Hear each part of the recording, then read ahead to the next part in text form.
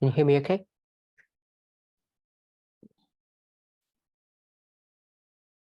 Welcome back, everybody. Welkom terug, iedereen.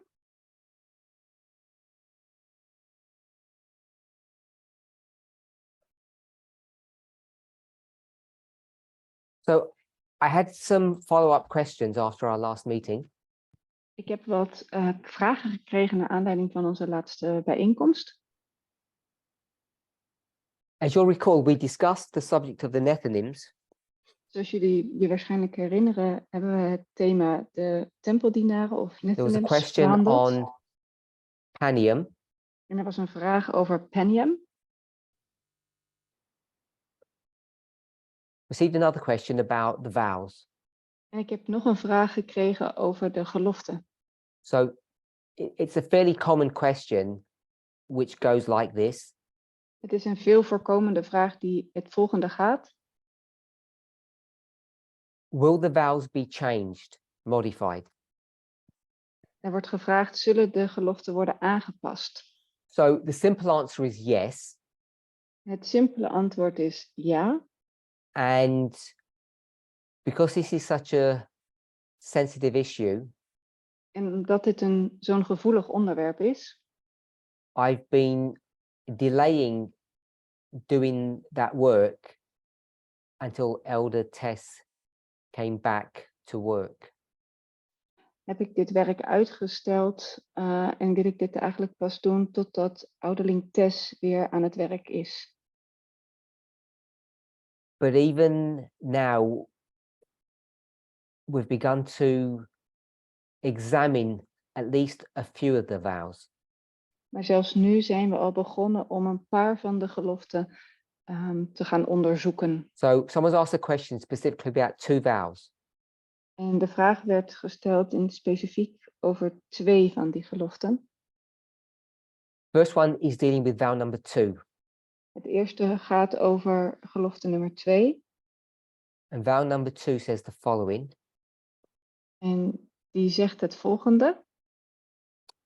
Do you believe basically in Jesus? Geloof je zogezegd in Do you Jezus? believe that Jesus is the Son of God?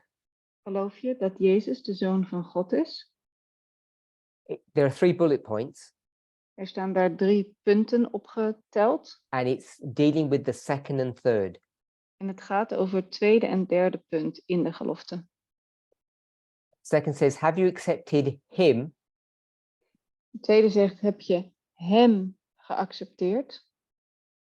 do you accept the salvation that he offers, Accepteer je de redding die hij je his aanbiedt? grace? Zijn genade. And then in the final bullet point, it says, will you invite him into your heart? En in het derde punt, de laatste staat, zul je hem uitnodigen in je hart. So the question is about those masculine pronouns. En de vraag gaat dus over deze mannelijke So I guess voornaamwoorden. we should all at least understand even if we're not comfortable with the question and why it's being asked. We zouden dit in ieder geval moeten begrijpen, ook al begrijpen we misschien niet waarom deze vraag wordt gesteld. We have taught, and when I say we, 𝗂𝗲𝗃𝗃𝗃𝗃 and I, and there have been several presentations in the public domain that address this issue. Want ouderling 𝗃𝗃 en ik, er zijn meerdere presentaties van ons die over dit onderwerp gaan. Most, if not all, have centered around the member of the Godhead that we normally call the Father. En de meeste van deze presentaties gaan eigenlijk voornamelijk over het middelpunt van de Godheid, namelijk de Vader. I think that subject has been examined and discussed fairly thoroughly. Ik denk dat dit onderwerp redelijk goed en volledig is bestudeerd. And I expect by now that there's broad consensus that we should stop using a male pronoun and the word father for that member of the Godhead. En ik denk dat we echt wel consensus hebben bereikt dat we zouden moeten stoppen om een mannelijk voornaamwoord en de naam vader voor die persoon van de Godheid te When it gebruiken. comes to the work of Jesus, Als het gaat om het werk van Jezus, as you all know, zoals jullie allemaal if weten, you've kept up with the studies, the earlier studies of this movement, als jullie de vroegere studies van deze beweging hebben or if you've bijgehouden, got a background in studying Jones and Wagner's material, of als jullie een achtergrond hebben in het bestuderen van het materiaal van Jones en then you know Wagner, that the humanity of Jesus, in the words of Ellen White, paraphrased, dan weten jullie dat de menselijkheid van Jezus in de woorden van Ellen White zo means everything geparafraseerd to worden, us. dat dat alles voor ons betekent. There are so many aspects about Christ's humanity that are central to the plan of salvation. Er zijn zoveel aspecten van de menselijkheid van Jezus die echt heel erg belangrijk zijn voor het plan van de redding. Hoe de And one that redding comes to my plaatsvindt. mind immediately En eentje die meteen in mijn gedachten komt, is taken from the book Christ Object Lessons. vinden we in het boek de gelijkenissen van Jezus. And I think it's the introductory chapters to that book. En ik denk dat het komt uit de introductie van dat boek. Lessen van het leven van alle dag. That study examines the theology En die studie of the parabolic onderzoekt nature of Christ's advent. Hoe de komst van Jezus, hoe dat een parabel is voor And onze the gelijkenis. necessity of that from a parabolic modeling perspective. En de belangrijkheid van vanuit het We gelijkenis all oogpunt. know, I hope, En we weten allemaal, hoop ik, that for juxtapositioning or parable methodologies to work properly, we weten allemaal hopelijk dat om een juxtapositie of een gelijkenissenleer goed te laten werken, what do you need to do? wat moet je dan doen? So that's the question. Dat is een vraag. How do you get juxtapositioning and parabolic methodologies to work? What's the premise that it's built upon? Hoe laat je een gelijkenissenleer en juxtapositie goed werken? Anyone? Wat heb je daarvoor nodig? Yeah, anyone else? Speak louder. Bringing things together and compare them.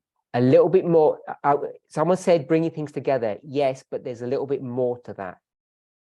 Er zegt iemand dingen samenbrengen. Ja, maar er is meer voor dat nodig. Zegt Parminder. Melanie? Because I meant bringing things together, then you compare and contrast with them. Okay, so the point is that you have to force things together. Het punt is dat je dingen samen moet brengen, forceren, That don't belong together. die helemaal niet samen horen. Is that what you're going to say or something more? Okay, so in our group, we're all in agreement now that juxtaposition or parabolic teaching is bringing things together, close together, that don't naturally fit. Dus juxtapositie of gelijkenissenleer brengt dingen samen, heel nauw, die eigenlijk niet samen horen of niet samen kunnen. So when you think where Jesus, we'll say, used to live, Dus als je neemt waar Jezus heeft geleefd and what the rules of parable methodology teach you, en wat de regels van gelijkenissenleer je, de gelijkenissenmethode je when you leren, have heard people claiming to use parables, als je hebt gehoord dat mensen zeggen dat ze gelijkenissen gebruiken, what mistake do they use or make? Sorry, what mistake do they make? I'm going to say all the time. welke fout maken ze dan eigenlijk elke keer weer. Anyone? No, something specific. Echt iets specifieks. So what they do, Dus wat ze doen, if we want to understand something, als we iets willen begrijpen, you have to use a parable to do that. We all agree. dan hebben we een gelijkenis nodig om het te begrijpen. Daar zijn we het over eens. And what is it that we actually want to understand? En wat is het eigenlijk dat we willen begrijpen? What's the point of the exercise? Wat is het doel van To deze understand oefening? what? Wat willen we begrijpen? We want to understand the spiritual. We willen het geestelijke begrijpen. And what's the mistake that people make? En wat is de fout die mensen maken? So, take it spiritual and take it to ritual. So the mistake that people make De fout die mensen maken, is that they take a spiritual model and juxtapose that with a literal model. is dat ze een geestelijk model nemen en dat in juxtapositie brengen met een Thinking that they can come natuurlijk to model. an understanding of what we'll just call the spiritual. En dan denken ze dat ze komen tot een begrip van wat het geestelijke is. And Ellen White, in her own inimitable style, En Ellen White in haar eigen stijl, in that book, Christ Object Lessons, in het boek Lessen van het leven van alle dag, shows you that you can't do that. laat ons zien dat we dat niet kunnen doen op die manier. So we want to understand, Simba, what's going on in heaven.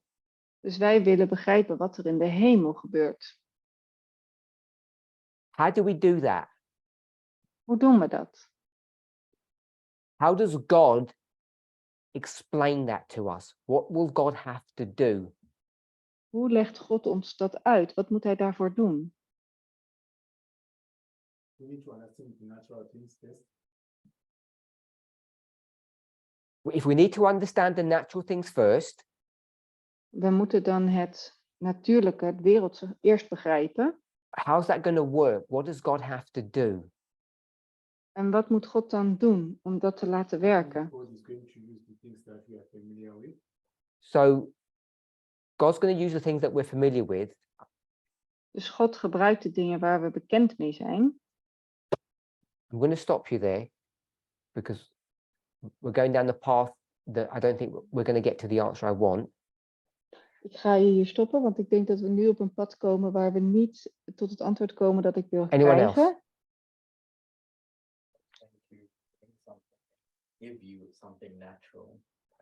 So God has to, what did you say? Get something. God has to take something and that's not, I'm going to say there where you are and bring it down close to the thing. Dus God neemt iets van ergens waar jij nu niet bent en brengt het heel dicht bij het And ding. what's that thing that God's going to transfer or move? En wat is dat ding dat God gaat verplaatsen? If you don't know, that's fine. I don't know. Jesus. Het is Jezus. So if you want to understand the plan of salvation, which is a heavenly spiritual thing, Dus als we het plan van de redding willen begrijpen, Jesus has to come to earth to explain it. dan moet Jezus naar de aarde komen om het uit te leggen. And this is the problem with vow number 2. En dit is het probleem met de tweede gelofte. Because part of this issue, this problem, Want een deel van het probleem is that the God in heaven, is dat God in de when hemel, that God comes down to earth, als die God naar deze wereld komt, that God has to do what? Or become what? dan moet God wat doen? Of wat worden? Has to become a human. God moet een mens worden. And without getting into complexity, the choice they're going to have En zonder complex te gaan doen, de keuze die God is to become a heeft, man or a woman. is een man of een vrouw te worden. Simply put, without making any complex arguments about that. Heel simpel gezegd, zonder complexe argumenten te gebruiken. All of our theology is built on the premise that God has to become human. Alles is gebouwd op het feit dat God mens moet worden. And without getting technical about the terminology and being gender neutral or gender inclusive, En zonder dan complex te gaan doen om te gaan kijken van genderneutraal of zo iets in die richting. gender neutral or gender inclusive, Genderneutraal of genderinclusief. when God does that work, God will have to become a man or a woman. Als God dat werk doet, dan moet God een man of een vrouw worden. Without getting into the mind of God Zonder in het hoofd van God and te how the plan willen of salvation stappen. has played out, En hoe het reddingsplan heeft gewerkt. it seems to me 2000 years ago, there's not much choice. Lijkt het mij zo te zijn dat er 2000 jaar geleden niet heel veel keuze was. So voor God, I'm going to use the phrase, has to come as a man, not a woman. Dus God moest wel komen als een man en niet als een vrouw. If we don't like the idea that God had to, we all agree that God did. En als we het niet fijn vinden om te denken dat God wel moest, dan zijn we het er in ieder geval over eens dat God dat in ieder geval heeft And so gedaan. the question is, if we deny Jesus's, if we want to call it Jesus's gender, because he had a job role, or Jesus's secondary sex characteristics, or his sexuality, however we want to phrase it, Jesus came as a man. Dus als wij Jezus gender daar niks mee willen doen, zijn jobfunctie, zijn taak of zijn uiterlijke kenmerk of wat dan ook. And I'm not Jezus kwam als een man. sure whether we can deny that. En ik weet niet zeker of we dat kunnen ontkennen. So until someone gets some understanding on this, I'm not sure how vow number 2 will change. Dus totdat iemand daar meer begrip van krijgt, weet ik niet hoe we de tweede gelofte I moeten don't see this the veranderen. same as calling God he or God the Father. Ik zie niet hoe we dat hetzelfde kunnen behandelen als dat we God hij of de Vader noemen. So I don't know if anybody's got a thought or a comment to this question. Ik weet niet of iemand een gedachte of een commentaar heeft over deze kwestie, No one? over deze vraag. Niemand? Okay. Oké, niemand. So the next question was vow number 20. De volgende vraag was gelofte 20. And what is vow number 20? En wat is gelofte nummer 20?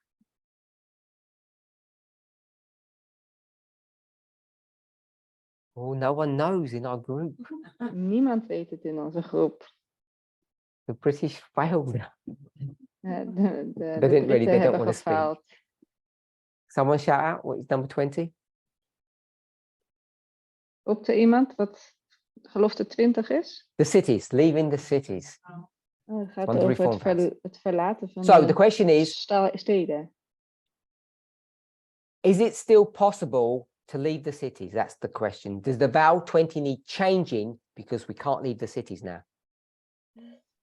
De vraag is het nog steeds zo dat we de steden moeten verlaten? Of is de gelofte nog waar? Want we kunnen I've de got another steden niet question. verlaten. Ik heb nog een vraag From someone else. van iemand anders. It doesn't deal with vow 20, Het gaat niet over gelofte 20, but it says, can we buy a house in the city? maar de vraag is, kunnen we een huis kopen in de stad? So you've got two people in the movement. One wants to leave and one wants to either go or stay. Dus er zijn twee mensen in de beweging en de een die wil gaan en de ander die wil eigenlijk erheen gaan, juist naar de stad of daar I blijven. just found that interesting. Ik vond dat heel interessant. So thankfully, Gelukkig I think the vow as it's currently written meets the needs of both of those people. denk ik dat de gelofte hoe hij Meets the geschreven needs. is, It fulfills their, de gelofte hoe hij geschreven is, vervult eigenlijk I'm going to voor paraphrase beide vow 20.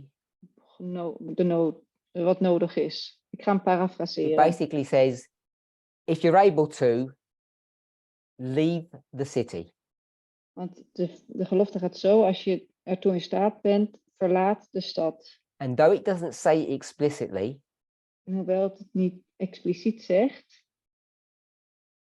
I think there's an implied statement here denk ik dat er een statement in zit, that if you do leave the city, dat als je de stad verlaat, don't don't choose to go to some silly place. bedenk niet dat je dan naar een of andere gekke plaats gaat. And Domme we could all plaats. argue or discuss what silly means, En we kunnen het er allemaal over hebben wat dan een gekke of domme plaats zou but Ellen zijn. White in the 19th century, Maar Ellen White in de 19e eeuw, when she talks about country living, als zij spreekt over leven op het land, says we shouldn't go back to the 17th century. zegt dat we niet terug zouden moeten gaan naar de 17e eeuw. We should use our we should buy washing machines and electrical blenders and things. We zouden gewoon wasmachines en gewoon blenders en dat soort dingen moeten kopen. Whatever they had then. Wat ze toen hadden in ieder geval. So she's not about leaving technology behind and going into the wilderness and living in a silly way. Dus ze zegt niet van laat al je technische dingen achter en ga de wildernis in en leef op een bijzondere manier. So the question is it possible to leave the cities? It's still possible, but it's very difficult in most places, I think now. Dus de vraag is het nog steeds mogelijk om de stad te verlaten? Ja, het is nog steeds mogelijk, maar ik denk dat het voor veel mensen heel moeilijk is nu op dit moment. The vow doesn't condemn anybody who lives in the city. De gelofte veroordeelt niemand die in de stad woont. And the person who asked, is it wise to buy a house in the city? En de persoon die vroeg, is het wijs om een huis in de stad te kopen? Whether you agree or disagree, Of je het nu daarmee eens bent of niet mee eens. I don't mean about what I'm about to say, but the whole philosophy of buying property Niet over wat ik nu ga zeggen, maar de hele filosofie over eigendom kopen. if you're trying to invest in something, I think it's reasonable to buy a house in the city as an investment. Als je ergens in wilt investeren, denk ik dat het heel redelijk is om te investeren in een huis. I only say that because I wasn't clear about why the person would want to buy a house in the city. Ik zeg dit alleen maar omdat ik niet zeker ben waarom deze persoon een huis in de stad wil kopen. Because there are 3 issues: Er zijn 3 dingen. city living, Het leven in de stad, buying a property, een eigendom kopen and investing. en investeren. And each one has its unique characteristics and are separate and distinct. En elk van deze 3 heeft zijn eigen karakteristieken en zijn heel verschillend But van I think elkaar. the vow allows each of us latitude, license to live reasonable lives. Dus ik denk dat deze gelofte ons allemaal toestaat om gewoon redelijke, goede levens I don't te think it's a leiden. sin to do investment, and I don't think it's wrong to buy a property. Ik denk dat het niet slecht is om een investering te doen en om eigendom te kopen. Is it good to leave the cities and go to a rural area? It's definitely good. Is het goed om de steden te verlaten en op het platteland te gaan wonen? Ja, dat is zeker weten goed. Is it possible? Yes, but it's very difficult. Is het mogelijk? Ja, maar het is heel moeilijk. And do you have to? No. En moet je? Nee. Anybody have any thoughts or questions? Iemand die hier iets over wil zeggen? That person that might be on my business talk. Are you saying it's okay to live in the house that you invest in the city? So, just to clarify, Even om het duidelijker te maken. investments are businesses that, in this context, that you don't live in. You buy it to make money. Investeringen zijn is eigenlijk investeren om er geld mee te verdienen. Je woont er niet That's in. how I was defining investment. Dat is hoe ik in investering definieerde. I don't think it's wrong to buy a property as opposed to renting. Ik denk dat het niet erg is om een eigendom te kopen in plaats van te huren. And the vow as it's written, which I am reasonably comfortable with, doesn't stop people living or choosing to live in the city if that suits them. En de gelofte, hoe die geschreven is, verbiedt mensen niet om in de stad te leven als dat voor hen het beste is. Als dat het beste past. That was your question? Is dat je vraag? Anyone else? Iemand anders Okay, nog? so I don't know if we're all in agreement, but we're all good on it. Ik weet niet of we het allemaal met elkaar eens zijn, maar we zijn allemaal oké met elkaar. So a while ago, I made a statement in a presentation Een tijdje geleden heb ik een uitspraak gedaan in een presentatie. that said some of us have fallen off the narrow path into the wicked world below, Dat sommige gevallen zijn van het smalle pad in de slechte wereld eronder. and we don't know it. En we weten het niet. I don't think I said much more than that, En ik denk dat ik niet heel veel meer heb gezegd dan dat. except to perhaps say it's the 𝗏𝗏𝐶 condition. Behalve dan dat ik misschien nog heb gezegd, het is de toestand van So Laodicea. someone's asked a question on that in 3 parts. Iemand heeft een vraag gesteld daarover in 3 delen. Okay, so everybody understands the narrow path vision. Iedereen snapt het visioen van het smalle pad. We understand that it's directed high above the world and there's the wicked world below. En we snappen allemaal dat dat smalle pad daarboven was en dat de slechte wereld And if for eronder any was. reason you fall back from the moving light, En als er om de een of andere reden je wegvalt van het voortschrijdende licht, which is the light of the midnight cry. wat het licht van de middernachtsgroep is. By the way, that light, I don't know if people remember the parable, the model. How does that light work? What's it doing? Where is it? Weet iedereen nog hoe dat licht werkt? Wat die doet uit de gelijkenis. So it's from 2018, from the night and shine light. I don't want the year. The light is what? Our message. What message? Because What message? midnight. So the light is the midnight cry. It's the message midnight cry. Het licht is de And middernachtsgroep. where is it? Waar is het?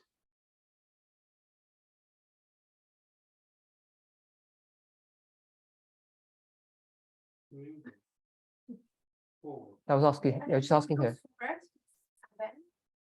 So it's traveling.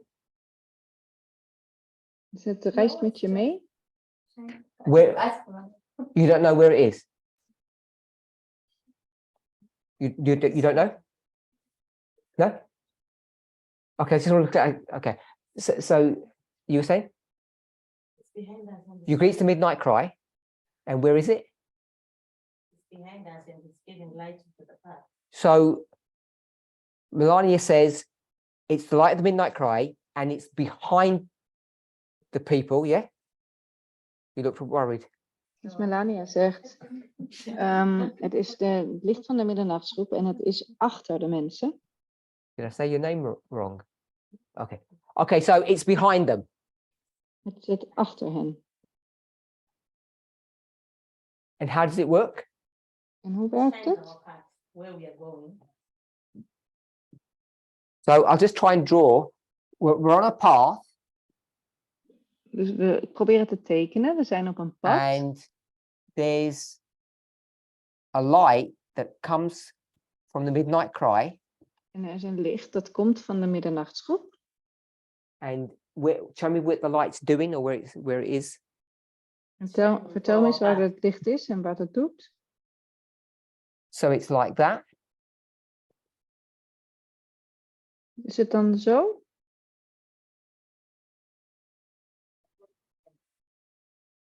Okay, so I just put the end. So the light is all along the path. Dus het licht is over het gehele pad. So Melanie says yes, the light's all along the path. Melanie zegt ja, So het is over het gehele pad. if it's all along the path, can you Als het over be het in gehele darkness pad is. anywhere? Kun je dan in duisternis zijn ergens? So you said no, Nee, zegt ze. then which means you can't fall off the path. Dan kun je toch niet van het pad afvallen? Okay, so now I didn't hear what you said. You've got to speak loud and go ahead. Keep your eyes open. Okay, so Melania says these people have shut their eyes. Melanie zegt, die mensen hebben hun ogen gesloten. I'm pretty sure it doesn't say that in the story. Ik weet eigenlijk zeker dat het dat niet zegt in het verhaal. So Melania says that she made that bit up. Melanie zegt, nee, dat heb ik verzonnen, dat deel. Okay, so there's something wrong with that model. Er is nog iets mis met dat model dus. Courtney. I think it was referenced earlier that the light is actually moving forward, illuminating our path, and if you stagnant or stationary, that's when you lose sight of the road and you fall into the world. So this picture's wrong. So the light is here. Dit beeld is dus fout. Het licht is dan hier. Oh, not on top. So it is from behind. Het licht komt van achteren.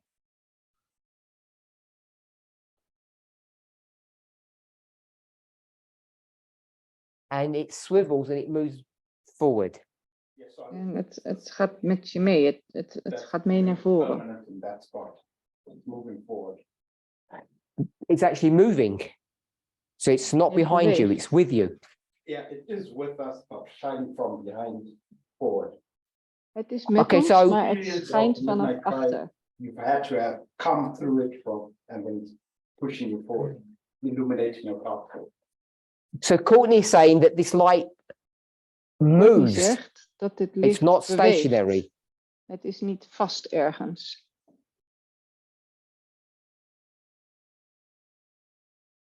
So he got that idea, or he said someone referenced it, which was 𝗿𝗶𝗴𝗲𝗃. Is what are you saying, 𝗿𝗶𝗴𝗃𝗃𝗃?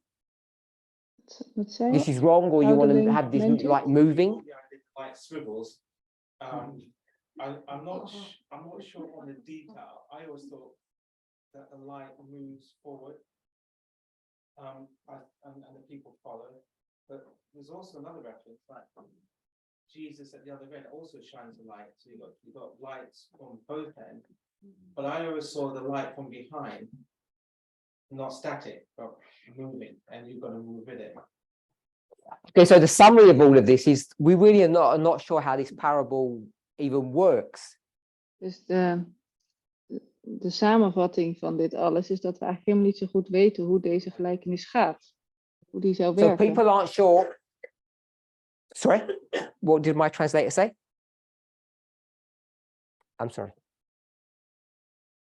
So people here are not sure if the light is there and it just moves with the people. Mensen hier zijn niet zeker of het licht daar is en They're dus not met sure de, if the light actually met de mensen moves. meebeweegt of dat het licht And echt so if it moves, beweegt. someone's saying there's a big difference between if it's here shining on them or if it's above them, because I don't see much difference between the two. En er zegt ook iemand die vindt dat het een groot verschil is of het hier vlak achter ze of van bovenop ze schijnt. Maar ik zie niet zo'n groot verschil. Because to say that it says it's behind them, Dus om te zeggen dat het achter ze is, I think people are using the prophetic license to say it's always just behind your back. dan gebruiken mensen de profetische licentie om te zeggen het is altijd vlak achter je rug. And then someone says there's another light, En dan zegt er iemand, er is nog een licht which Jesus has. die Jezus heeft. And I think someone says that Jesus is here, En iemand zei, Jezus is daar. I guess shining another light on them. En die schijnt nog een licht op hem. So I've just had my 2 pennies worth. I thought Jesus was actually in the group, En walking with them. ik dacht eigenlijk dat Jezus in de Maar could groep be was en met hen meewandelde. Maar ik kan het fout Okay, hebben. so to the questioner, Dus aan de vraagsteller. part of the problem about answering this question Een deel van het antwoorden op deze vraag is that as a group, is dat als een groep we have failed hebben we gefaald. because we don't understand how a person actually falls into the world. Want we snappen niet hoe een persoon eigenlijk zou vallen in de Because wereld. Because the questioner legitimately wants to know, how does that Ja. happen? Want de vragensteller wil weten, hoe gebeurt dat eigenlijk? En dat is Literally. een legitieme vraag. Letterlijk So if you want to know, gesproken. if you want to know how it works literally, you need to know how it works parabolically. En als je wil weten hoe het letterlijk is, dan moet je ook snappen hoe het in de gelijkenis is. And one thing we're all agreed on En één ding waar we het allemaal over eens waren, is the way you fall off the path is de manier waarop je van het pad afvalt, is because you don't remain in the light. is omdat je niet in het licht blijft. So you come into darkness and you lose your way and then you fall. Dus je komt in de duisternis en dan raak je de weg kwijt en dan val je. I've got people in my group looking worried and I'm not sure what we're worried about. Ik heb wat mensen hier in mijn groep die bezorgd kijken en ik weet niet waar ze zo bezorgd om zijn. Have I said something wrong or funny or? Heb ik iets verkeerd of grappigs gezegd? I was asking, so what is the conclusion now? Okay, so the question is, what's the conclusion? Dus de vraag is, wat is de conclusie dan nu? And for me, I can't answer this question properly, En voor mij, ik kan deze vraag niet goed beantwoorden. which means I can't answer the question En dat betekent, ik kan de vraag dus niet beantwoorden. because we don't know how a person gets into darkness literally. Want we weten niet hoe een persoon letterlijk gezien in de duisternis komt. Literally means in that story. Letterlijk betekent in dat verhaal. So if we, I'm going to say as a movement, as a group, don't understand the mechanism of that light, Als wij als een groep niet het mechanisme van hoe dat licht werkt snappen, we don't know how a person gets into darkness. dan weten we niet hoe een mens in de duisternis komt. We know that the person falls behind in some shape or form. We weten dat de persoon op de een of andere manier niet meer But I erbij don't think we is. can give a definitive answer to it until someone does a good study on this to show how that light operates. Maar ik denk dat we niet het hele goede antwoord kunnen geven voordat er iemand is die een studie doet over hoe dit licht nou daadwerkelijk werkt. If you tie it in with the narrow wave vision, you might not give the full explanation, but you see that when the road was getting narrower, people were refusing to give up things. You know, they had to give up their horses and their luggage and stuff like that. And then that's at that point when they refuse to give up something, let something go, then they would fall away. So Someone has said, Dus iemand heeft gezegd, if we don't understand this parable, als we deze gelijkenis niet begrijpen, let's go to another one. laten we dan naar een andere gaan. What's the problem with that, Magda? Wat is het probleem daarmee, Magda? No problem then. Good strategy. If you don't know what the Geen problem probleem, is. goede strategie.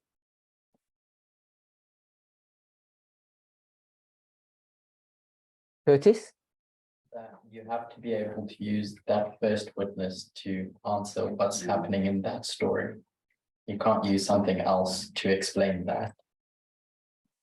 So someone has said the problem with using that idea, which sounds good, Het probleem met het gebruiken van dat idee dat eigenlijk goed klinkt, dus een andere gelijkenis gebruiken, is dangerous, het is gevaarlijk if not wrong, als het niet ook fout is. because using something to explain something that you don't know Want doesn't guarantee you the correct answer. om iets te gebruiken om te verklaren wat iets is wat je niet begrijpt, dat And the garandeert je niet het safe way goede to antwoord. approach things En de veilige manier om dingen aan te gaan, is to understand your particular model or your story properly before moving on. is om de specifieke model of verhaal goed te begrijpen voordat je verder gaat. What mistake did FFA do continually? It became habitual. Welke fout maakte FFE telkens weer? Het werd echt een gewoonte. They broke a cardinal rule. Ze braken een hele belangrijke regel.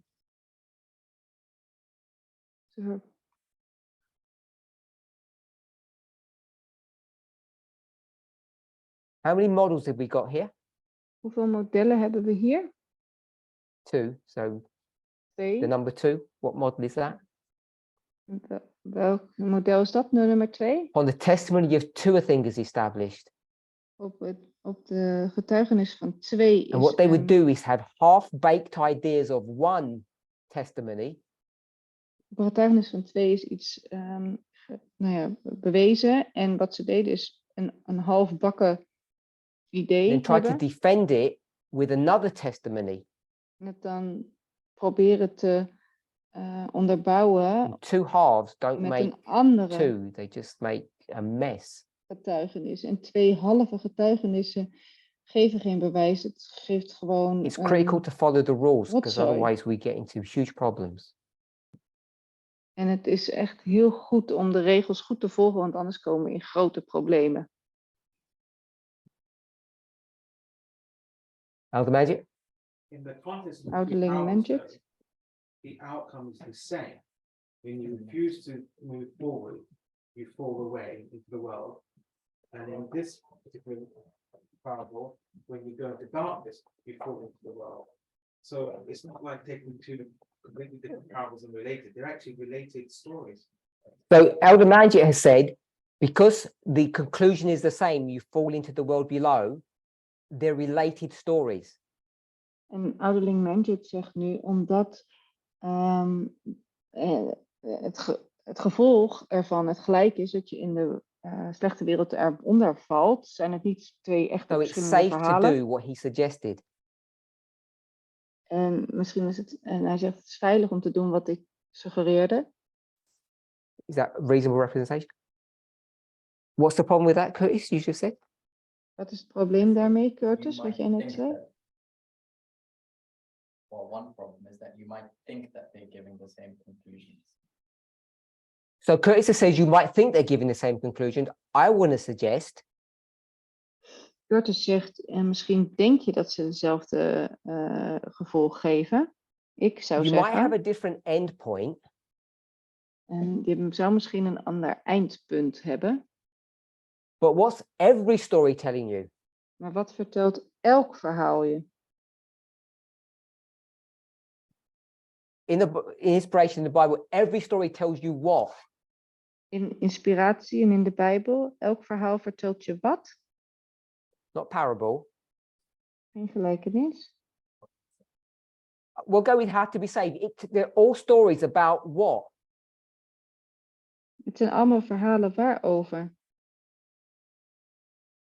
Salvation. The God. Redding. How do you know who the true God is? Hoe weet je wie de ware God is? Because all the stories of the past point to what? Want alle verhalen uit het verleden wijzen waar Not just naartoe? any future, one future, the end. Niet een toekomst, maar de toekomst, het einde. So every story will take you to the same place, Dus elk verhaal neemt je mee naar dezelfde plek.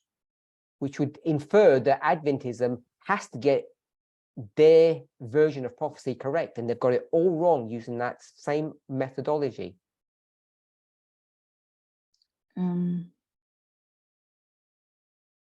Dan zou het zo zijn dat Adventisme het helemaal fout had, dezelfde methode, They zoals do like dezelfde methode gebruiken. patchwork quilt. They take bits and pieces everywhere and try to get a story at the end of the world, and it doesn't work. Want het Adventisme doet eigenlijk hetzelfde. Hè? Die nemen overal kleine stukjes vandaan en proberen dan het einde van de wereld te verklaren.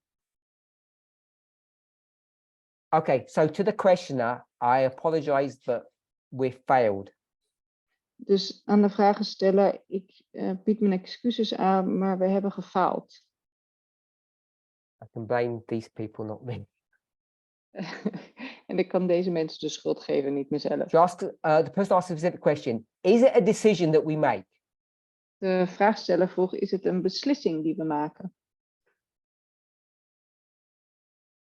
Everyone says yes. Yeah. We can all say it's a decision that you made. Iedereen hier zegt ja. We zeggen allemaal, het is een beslissing die je zelf maakt. Next question: will we ever realize it before it's too late? De volgende vraag is, zullen we het ons ooit realiseren voordat het te laat is?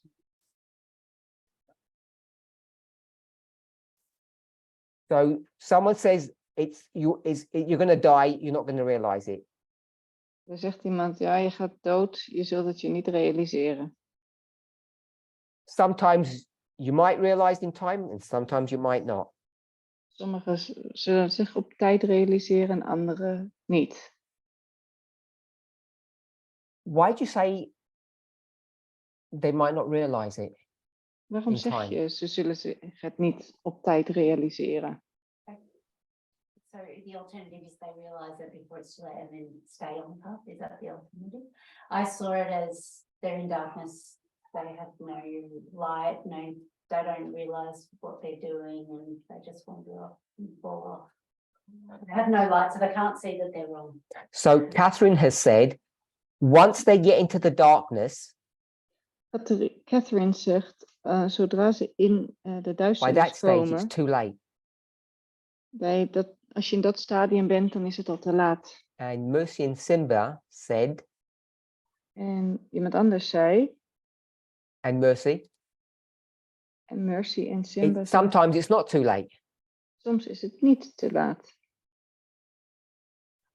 1 second. Start again.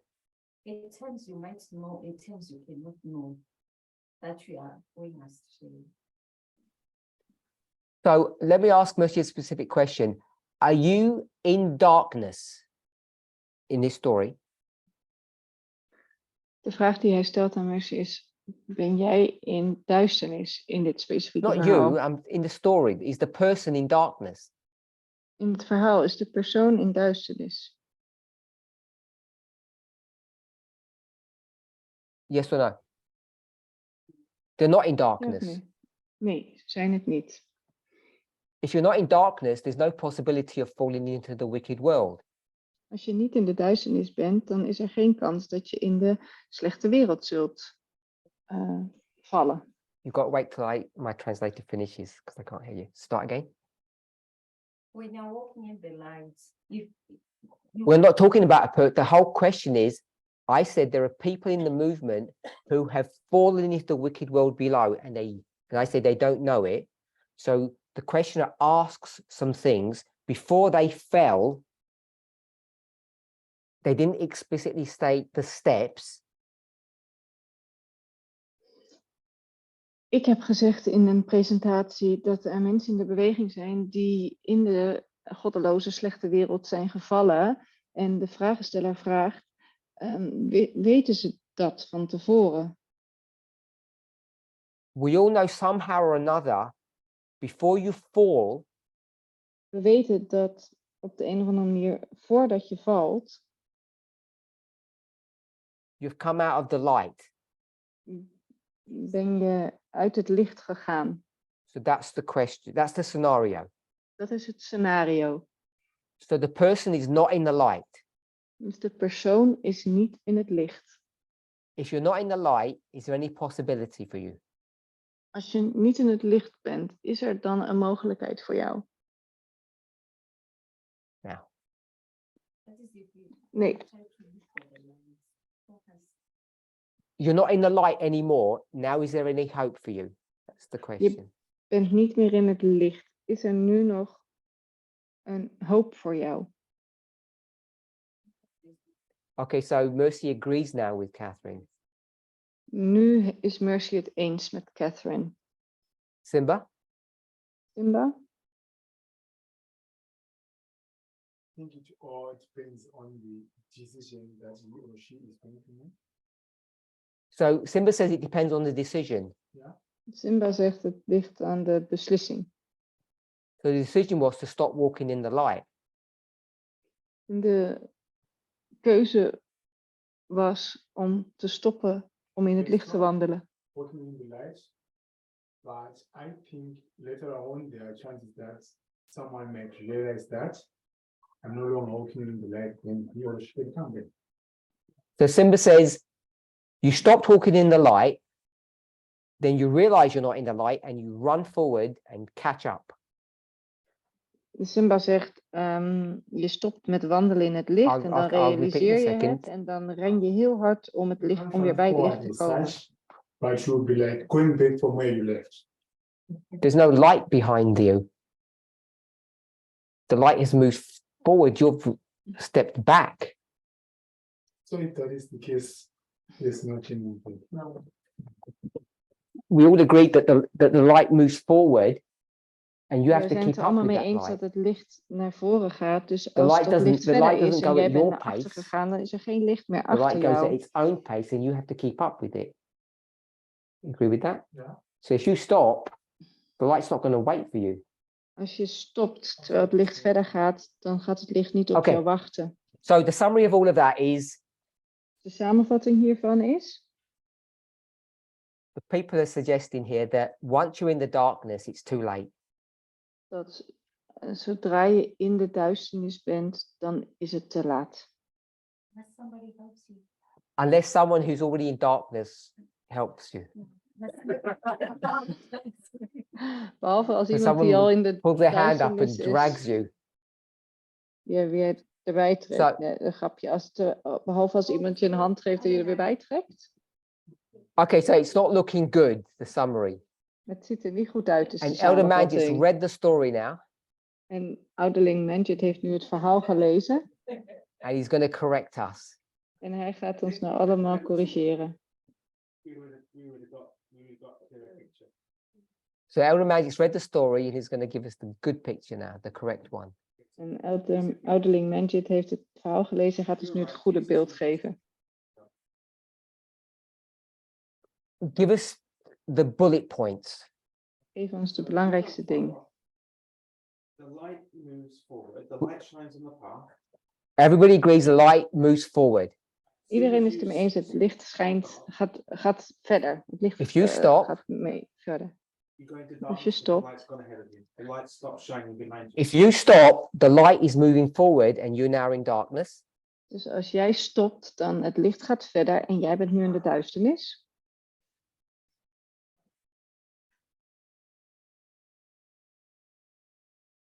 But also, Jesus is in front of us. And what he does when we get discouraged, he shines a light. And so you willfully have to reject that light to be in darkness. So we agree that there's a second light, En we zijn het met elkaar eens dat er een tweede licht is.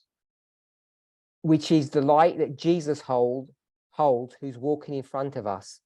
Dat is het licht dat Jezus vast heeft, die voor ons uitgaat. Any other points, Silver Magic? That's right, really. Okay, so I want to summarize now Dus nu wil ik samenvatting maken. without proving this, because I'm not going to go word by word. Zonder het te bewijzen, want ik ga niet woord voor woord. So I'm going to suggest the following. Dan wil ik het volgende voorstellen. 1, waymarks don't move. 1. Wegmarkeringen bewegen niet. And if this is the light of the midnight cry, it has to remain stationary. En als dit het licht van de middernachtsgroep is, dan moet het daar blijven staan. So it's fixed here, Dus het is hier vastgezet. and somehow or another, the actual light is a narrow beam that moves forward. En op de een of andere manier is het licht dan een smalle strook die verder, that steeds enough? verder naar voren gaat. Is dat genoeg? You saying yes? Yeah, do that, yeah. It's not enough Nee, dat is niet genoeg. because you need something else. Want je hebt nog iets nodig. What will happen if you just had that light on its own? Want wat gebeurt er als je alleen dit licht hebt? You would become, you said the Dan- word, Dan you become discouraged. word je ontmoedigd. So now you need another light, Nu heb je nog een licht nodig. and that one is definitely shining in front of you. En dat licht Down. is zeker And that's the vlak light voor that jou, Jesus is bovenaf holding or has voor jou some aan het help. schijnen. En dat is het licht dat Jezus vasthoudt, dat voor jou schijnt. And is Jezus that gaat light voor je moving? uit. En is dat licht aan het bewegen? So Beweegt this het light licht? moves Ja, dit and licht this light beweegt remains stationary. en dit licht blijft vaststaan. And it's the combination of the two lights that En het is keeps de you safe. combinatie van de twee lichten die jou veilig houdt. So if that's a fixed point in time, which I'm saying it is, Dus als dit een vast punt in de tijd is, waarvan ik zeg dat het dat is, because it's the midnight cry and that doesn't change, als het een middernachtsroep is en die verandert niet, doesn't move, beweegt het dan? Het What does beweegt this niet, represent? sorry. Het beweegt niet. Wat stelt dit dan voor? this light that moves. Het licht dat beweegt. Right? A progressive light or a progressive unfolding of truth. Een voortschrijdend licht of een voortschrijdend ontvouwen van waarheid. Will you agree, Emma, or disagree? Okay, so we agree it's a progressive revelation of light. You need both. We zijn het erover eens, het is een progressief, het voortschrijdend licht en je hebt beide nodig. So we've redeemed ourselves. We hebben onszelf verlost. Is it a decision we make to stay still? Is het een beslissing die wij maken dat we stil Yes, blijven because you staan? can't use what excuse? Ja, want je kunt niet welk excuus gebruiken.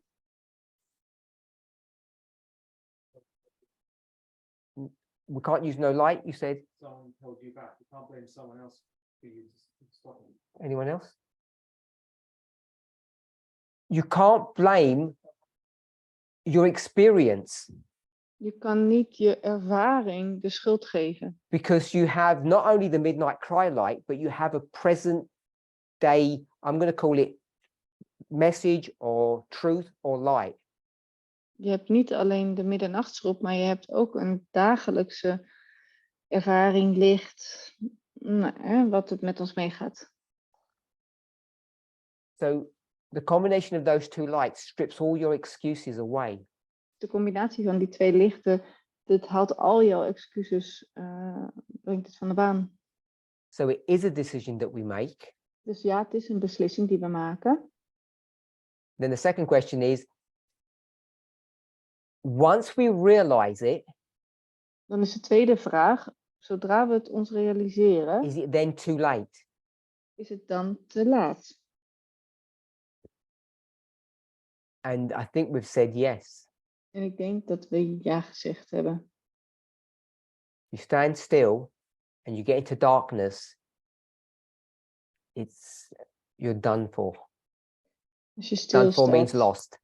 als je stilstaat en je komt in de duisternis, dan is het te laat. If Dan someone ben can je give verloren. just the chapter, the chapter title from early writings that talks about this similar experience. Kan iemand het bladzijdenummer van het titel vanuit eerste geschriften noemen, die over dezelfde ervaring spreekt? What is it? One testimonies page. Oh, it's not early writings. Okay. Yeah, 58. It's the same story. It's Oh, the okay. same vision. Yeah, one testimony is page 58. Is this the title? My first vision. So in early writings, In there's eerste a chapter called geschriften My First Vision, is de titel Mijn Eerste Visioen,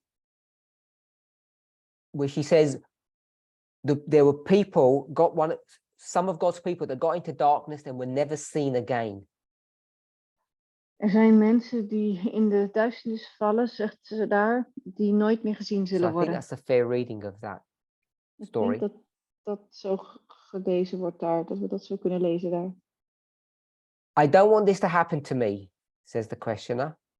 Ik wil niet dat dit zo met mij gebeurt, zegt de vragensteller. Can you advise? Kun je me een advies geven? What advice can we offer? Wat voor een advies kunnen we geven? Sorry? You have to keep up with the light. Je moet bijblijven met het licht. Because the light's going to be continuous and you have to just keep up with it. Want het licht is voortschrijdend en je moet daarbij blijven.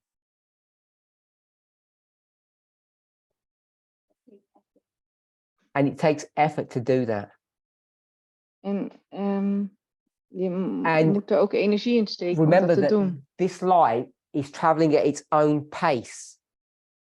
En dit licht, dat gaat op zijn eigen snelheid. It leads us, we don't lead the light. Het leidt ons en wij leiden niet het licht.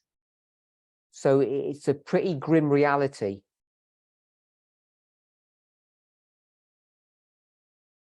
Dus het is een To me, the erge hope is that the realiteit. questioner says, I don't want this to happen to me, in which case it's unlikely that you're in this situation. En het feit dat de vragensteller zegt, ik wil niet dat dit met mij gebeurt, dan is het voor hem eigenlijk onwaarschijnlijk dat hij in die situatie is nu. Also, it seems very clear that Jesus does all he can for you. In other words, it's hard for you to be in the darkness. To be in the darkness is a very willful decision making because he's doing all he can to keep you in the light. I think that's important to bring out. That's the kind of God we serve.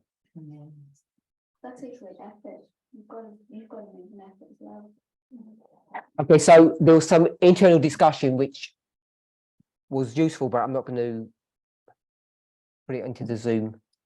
I want to move on to another question. Ik ga het nu toch niet bespreken. Ik ga door naar een volgende vraag. This is for Catherine. Een vraag voor Catherine. I apologize. They should have just sent you the message. I don't know why they didn't. Sorry, They should have sent her the message directly, but they sent them to me. Ze hebben het bericht niet naar haar gestuurd, maar naar mij. So Catherine mentioned Michael Moore. Catherine heeft het gehad over Michael Moore. Is Michael here? Yeah. And the questioner says this. De vraagsteller zegt dit. Catherine pointed out the difference between Moore's message and our message. Catherine heeft het gehad over het verschil tussen Moore's boodschap en onze boodschap. And she said it's about geography. En zij zegt het is over geografie. And the questioner says, I'm not sure why she said that. En de vraagsteller zegt, ik weet niet waarom ze dat nou precies gezegd heeft. So there's a comparison between Moore and us. Er is een vergelijking gemaakt tussen Moore en ons. And Catherine said that it's about geography. En Catherine heeft gezegd dat het over geografie ging. The person doesn't understand that. En de persoon begrijpt dat niet. They then go on to say that they do understand the following. En dan gaat de persoon door dat het I volgende wel understand we begrepen hold wordt. to requirements that they don't. Ik snap dat wij They eisen meaning hebben more. die zij niet hebben. Which are the reforms and the vows. En dat zijn de hervormingen en de geloften. But I'm thinking that the geography ultimately is the same. Maar ik denk dat de geografie eigenlijk uiteindelijk hetzelfde is. More presents a utopia on earth, and so do we. Moore heeft het over een utopie op aarde en daar hebben wij het ook over. Because we know that heaven is going to be on earth. Want wij weten dat de hemel So it's the op same aarde zal zijn. geography. Dus het is dezelfde geografie. So what point is Catherine making? Dus welk punt maakt Catherine hiermee?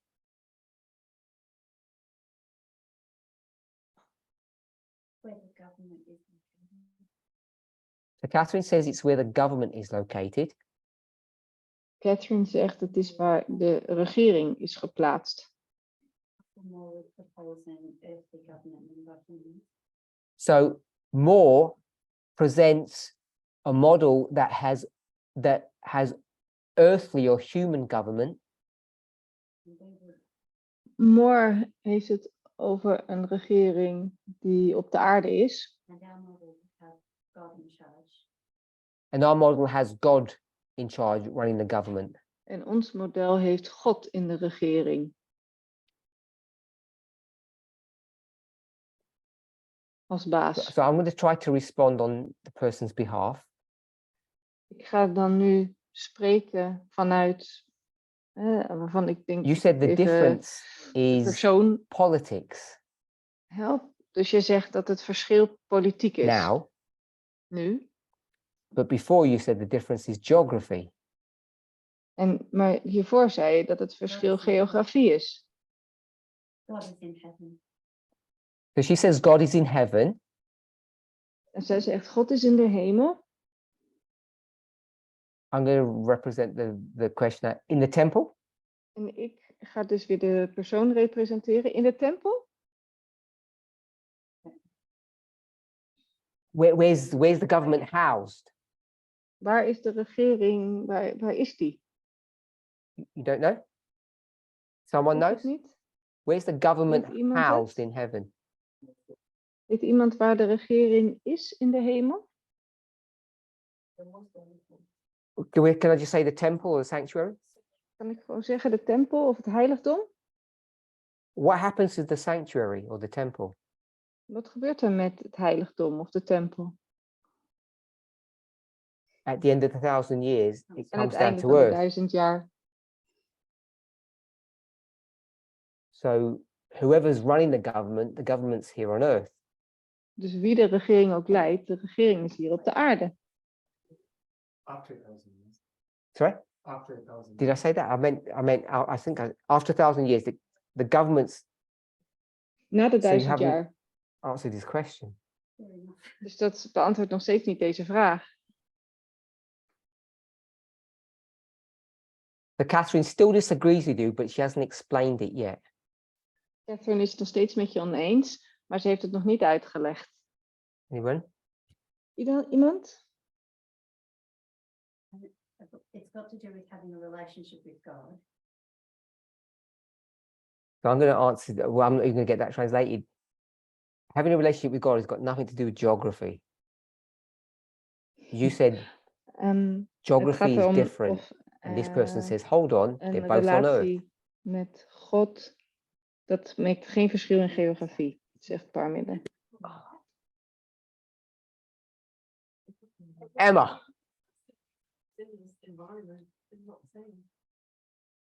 So, anyone else? I know. So, I mean, first, the government is in heaven before the 1,000 years.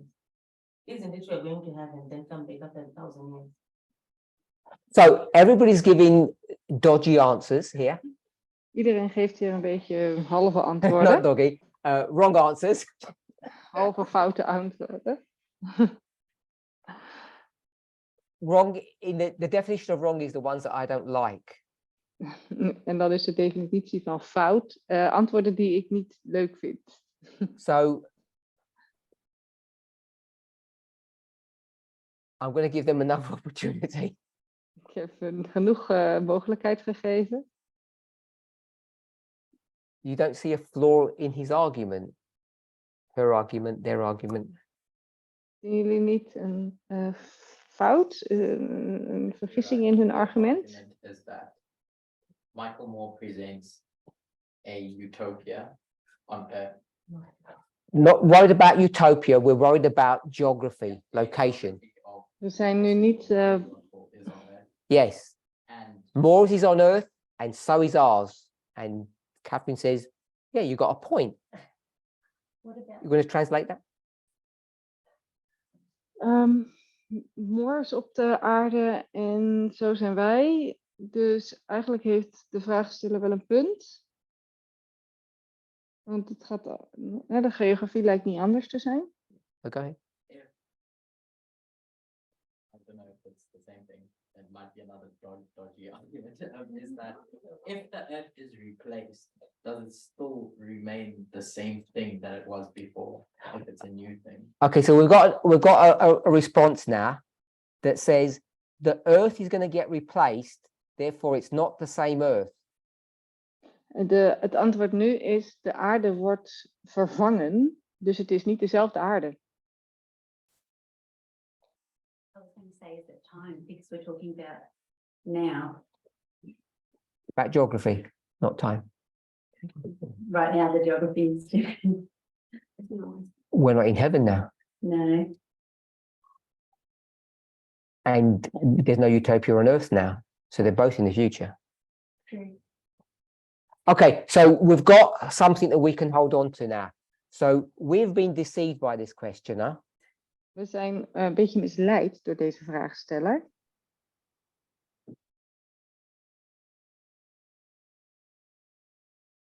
Because they know as well as we do, Want zij weten net zo goed als dat wij het weten.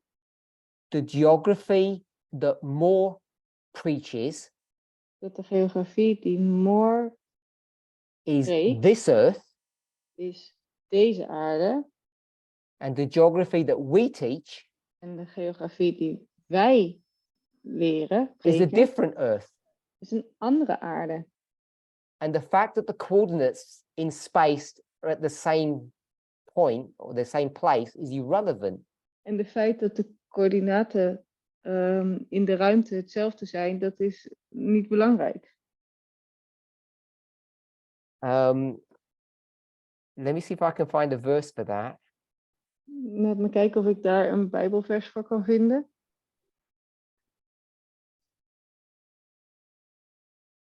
Yeah, Revelation chapter 21. Openbaring hoofdstuk 21. It says what? Wat Without zegt dat? looking. Zonder te kijken, wat zegt Okay, dat? I saw a new heaven and a new earth, for the first Okay. heaven and the first earth were passed away. Toch It's een nieuwe not- hemel en een nieuwe aarde. Want de eerste aarde, It's not the same geography at all. de eerste hemel en de eerste aarde was voorbij gegaan. Het is niet dezelfde geografie. Oh, you quoted that verse? I didn't hear you. Hoe heb je dat vers gequote? Ik heb je niet gehoord. Yeah, I agreed with that. Ja, daar ben ik het mee eens. It's dodgy when you say. Okay, so we've answered the question. Dus we hebben de vraag beantwoord. It was a trick question. Het was een vraag om in te I say trappen. that in a sensible way, that we have to be careful about what these models are teaching. We moeten voorzichtig zijn met wat deze modellen ons leren.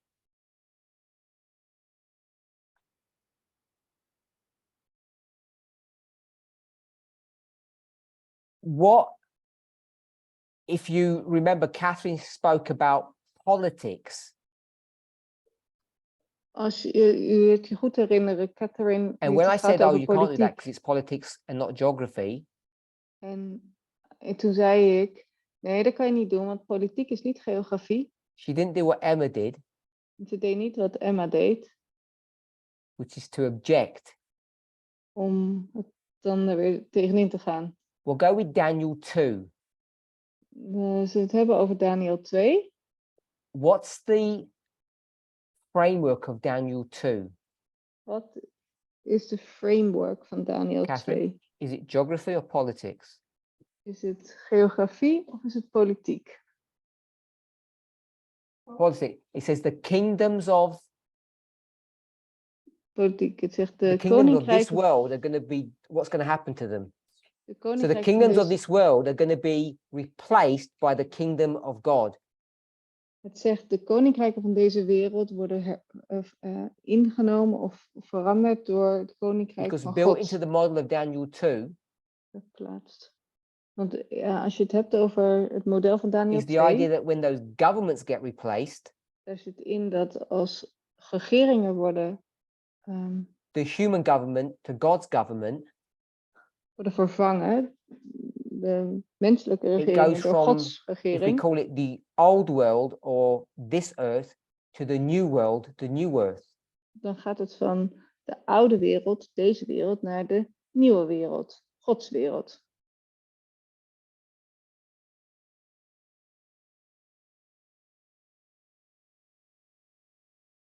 Yes, from the old earth to the new earth. Van de oude aarde naar de nieuwe aarde. So the idea of connecting politics with geography is a correct model. Dus om politiek en geografie aan elkaar te verbinden is een juist model. So I hope between us we've been able to answer this question. En ik hoop dus tussen ons gezegd dat we in staat zijn geweest deze vraag te beantwoorden. And Emma gave a good answer and I said it was a bad one and I was wrong. En Emma gaf een goed antwoord en ik zei dat het een slechte was en ik had het fout. Okay, so that's all of our questions and we've run out of time. Dat zijn al onze vragen geweest en we zijn door de tijd heen. And I want to thank everybody for joining us. En ik wil iedereen bedanken dat ze met ons mee hebben gedaan. And as we, if I can put it this way, increasingly have face-to-face meetings, En als we steeds meer live meetings hebben, I really want to try to encourage people to attend if possible. dan wil ik echt mensen aanmoedigen om erbij te zijn als dat mogelijk is. We've had 5 formal meetings this weekend here. We hebben 5 formele bijeenkomsten gehad dit weekend hier. And we've had at least 5 informal meetings off screen. En we hebben minstens 5 informele meetings gehad offscreen, dus niet op het And I think most internet. people enjoyed those ones more than these ones. En ik denk dat de meeste van ons die meer hebben genoten dan deze. I want to thank you everybody for attending. I want to thank the ministry for facilitating this. Ik wil iedereen bedanken dat ze erbij waren en ik wil de ministry bedanken dat ze dit hebben mogelijk gemaakt. Let's close with prayer. Laten we sluiten met een gebed.